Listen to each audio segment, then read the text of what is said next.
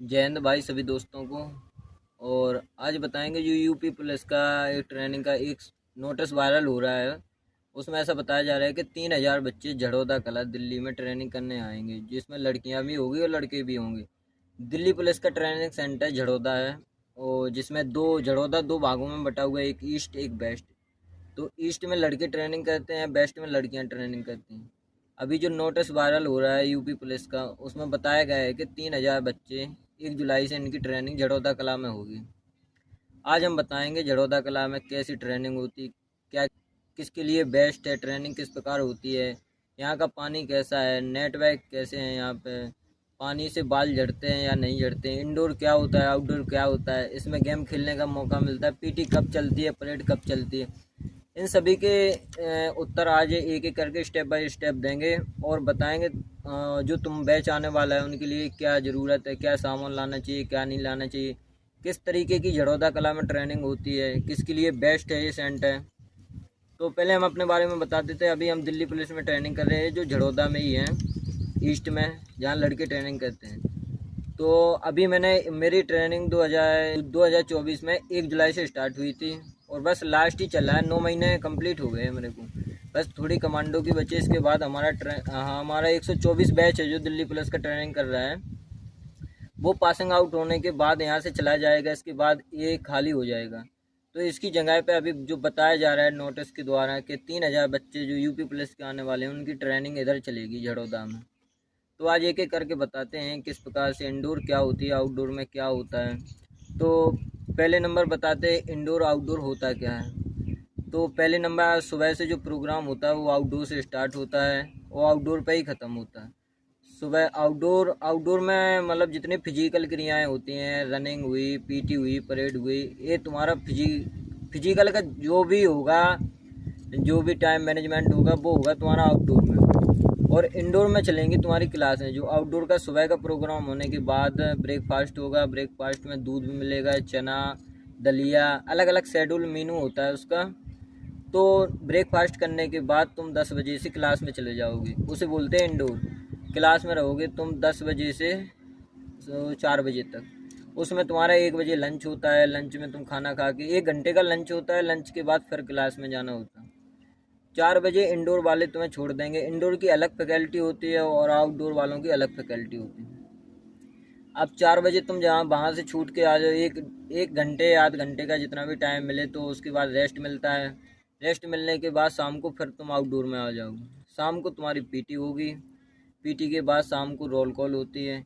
अब चलो step by step बताते हैं कि क्लासें कैसे चलती है। तो पहले नंबर तो इंडोर का बता दिया। इंडोर में 6 पीरियड होते हैं टोटल, जो एक पीरियड 45 मिनट का होता है।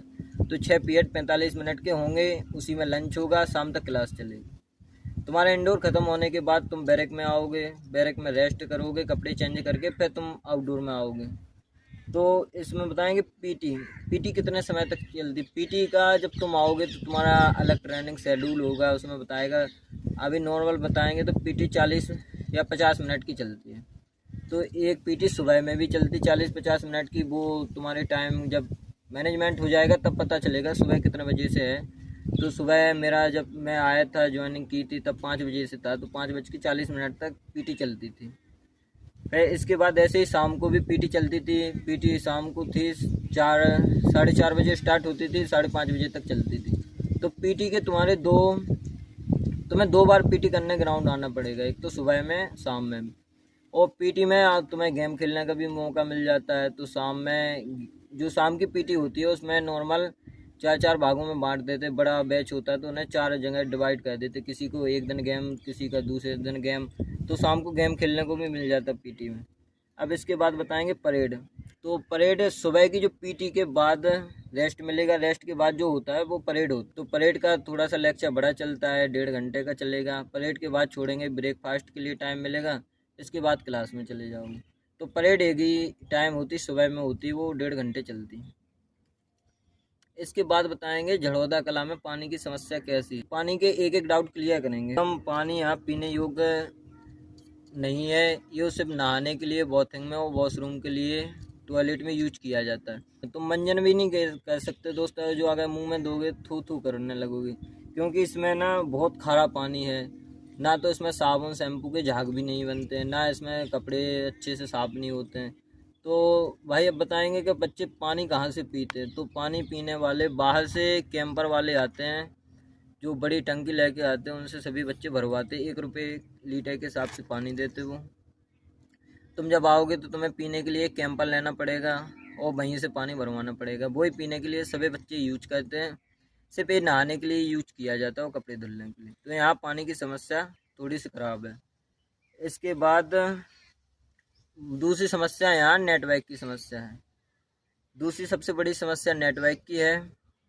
बैरक वो होती है जिसमें बच्चे रुकते हैं। तुम्हारा एक ग्रुप बनेगा, जो 30 बच्चों का ग्रुप बनेगा। वो हाइट के अनुसार एक ग्रुप बनाएंगे, उसका नाम प्लाटून होगा। एक प्लाटून एक बैरक में रहती है। तो एक बैरक में 30 बच्चे रहेंगे टोटल। 30 बच्चे रहेंगे। अगर किधर तुम्हें घर पे बात करना या वीडियो कॉलिंग करना या नेट चलाना, तो तुम्हें बाहर आना पड़ेगा। ग्राउंड में ही आके होता है। बैरक में बहुत स्लो नेट चलता है। तो मतलब सबसे स्लो चलता है यहाँ नेटवर्क। अब नेटवर्क के लिए यहाँ सिम कौन सी बेस्ट है, किस सिम का नेट बढ़िया चलता है। तो पहले नंबर VI का बढ़िया चलता है, इसके बाद एयरटेल का बढ़िया चलता है। सबसे कम जो स्लो चलता है यहाँ पे जियो चलती है। तो भाई एक जो तुम्हारी सिम जियो की हो उसे, या जो भी बच्चे झड़ौदा कला में आएंगे वो अपनी सिम जियो की ना रख के एयरटेल की रखना या VI की रखना, उसमें नेट बढ़िया चलेगा। जो तुम आओगे, जब तुम्हारी यहाँ आमद होगी, आमद होने के बाद तुम्हारी प्लाटून बनाई जाएगी। मान के चलो 3000 बच्चे आते, 3000 बच्चों में हाइट के अनुसार देखा जाता है। जिन बच्चों की हाइट सेम होती है उन्हें एक प्लाटून में रखते हैं। शुरुआत के बच्चे 30 बच्चे निकाल लेंगे, सेम हाइट वाले होंगे तो उन्हें एक प्लाटून दे देंगे। प्लाटून मतलब बैरक बोलते हैं, प्लाटून नाम हो गया जो बैरक में रहते हैं। एक बैरक में 30 जवान रुकेंगे। 30 बच्चों के अलग अलग बैट होंगे सीरियल वाइज। और चेंज भी कर सकते, कोई दोस्त है, किसी का दोस्त है तो चेंज कर सकते, पास पास भी आ सकते। 2 बेड, 2 बच्चों के पास एक पंखा होता है। एक बैरक में 2 कूलर होते हैं। तो गर्मी के लिए भी बढ़िया होता है, वहाँ पे कूलर भी लग जाते हैं। और जिसको ज़्यादा गर्मी पड़े तो अपना पंखा भी ले सकते हैं। अब ट्रेनिंग का बताते हैं दोस्त। यहाँ ट्रेनिंग वजीराबाद जो सेंटर है दिल्ली पुलिस का, मुकाबले में यहाँ पे झड़ौदा कला में बहुत ईजी ट्रेनिंग होती है। पर थोड़े जो उस्ताद होते हैं उन पर निर्भर करता है ट्रेनिंग किस प्रकार होती है। तो यहाँ के जो उस्ताद हैं वो बहुत बढ़िया हैं। यहाँ के जो कुछ नए भी उस्ताद हैं, कुछ पुराने हैं। तो ज़्यादातर यहाँ पुराने उस्ताद हैं जिनकी एज ज़्यादा हो चुकी, 40-50 साल के समथिंग। कुछ नए भी हैं। तो जो पुराने उस्ताद हैं वो बहुत आराम से करवाते हैं, एक्सपीरियंस बताते हैं।